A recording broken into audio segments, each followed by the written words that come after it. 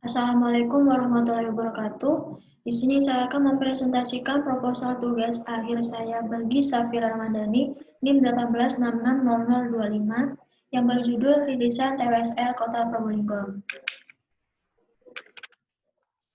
Berikut adalah daftar isi dari bab 1 hingga bab 3 dan daftar pustaka. Yang pertama saya akan membahas pendahuluan yaitu pada studi awal.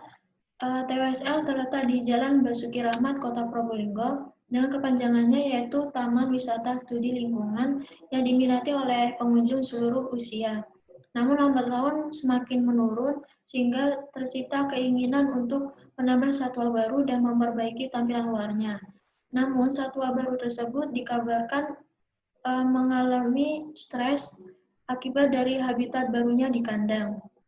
Sehingga inilah yang menjadi permasalahan pada redesign saya, yaitu dengan memberikan solusi dapat memberikan kenyamanan pada media studi berupa satwa untuk dapat meningkatkan keinginan atau minat pengunjung, sehingga selain pengunjung meningkat, media studi juga terawat.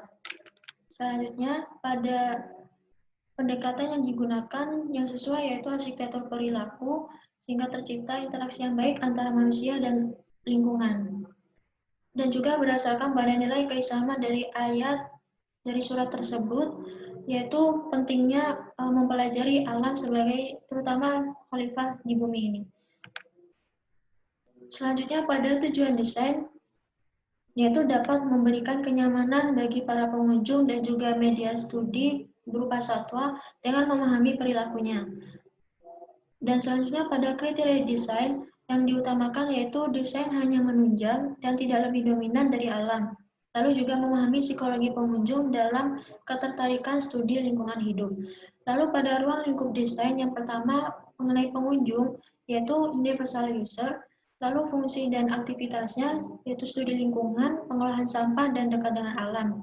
Ada skala pelayanan berupa edukasi berupa teori atau dapat juga media alam atau berupa pengalaman atau percampuran dari teori dan juga media. Pada tapak luas lahan yaitu kurang lebih 2,4 hektar yang merupakan bekas ruang terbuka hijau hutan kota.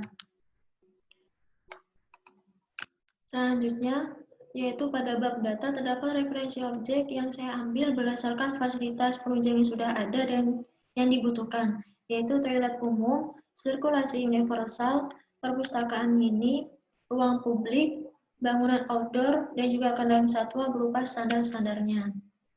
Selanjutnya pada referensi pendekatan, yaitu berdasarkan permasalahan dan tujuan desain, sehingga menciptakan interaksi yang baik antara lingkungan dan juga manusia, dan juga dapat meningkatkan ketertarikan pengunjung untuk mempelajarinya.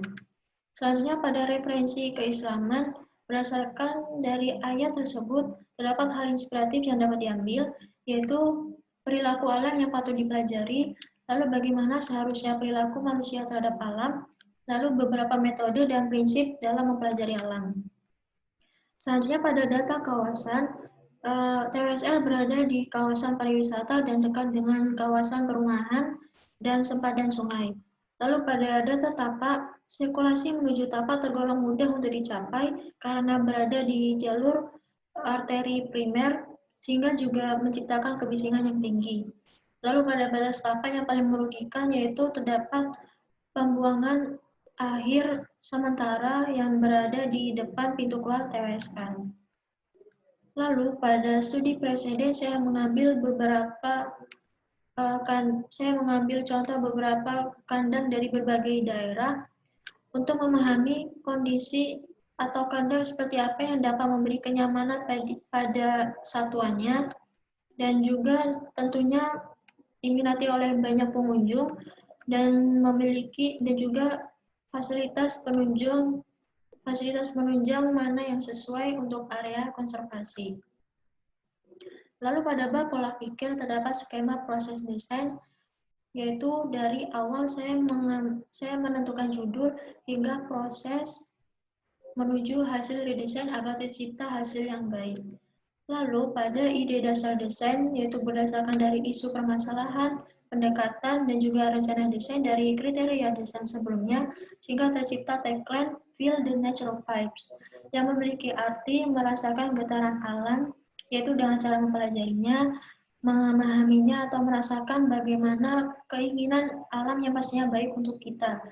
Dan juga terdapat arti yang mendalam dan sulit untuk dikatakan, namun dapat kita rasakan ketika membacanya, seperti alam yang tidak dapat berbicara, namun kita dapat merasakan manfaat dan kenyamanan yang diberikan. Sekian presentasi dari saya, kurang lebihnya mohon maaf dan terima kasih. Wassalamualaikum warahmatullahi wabarakatuh.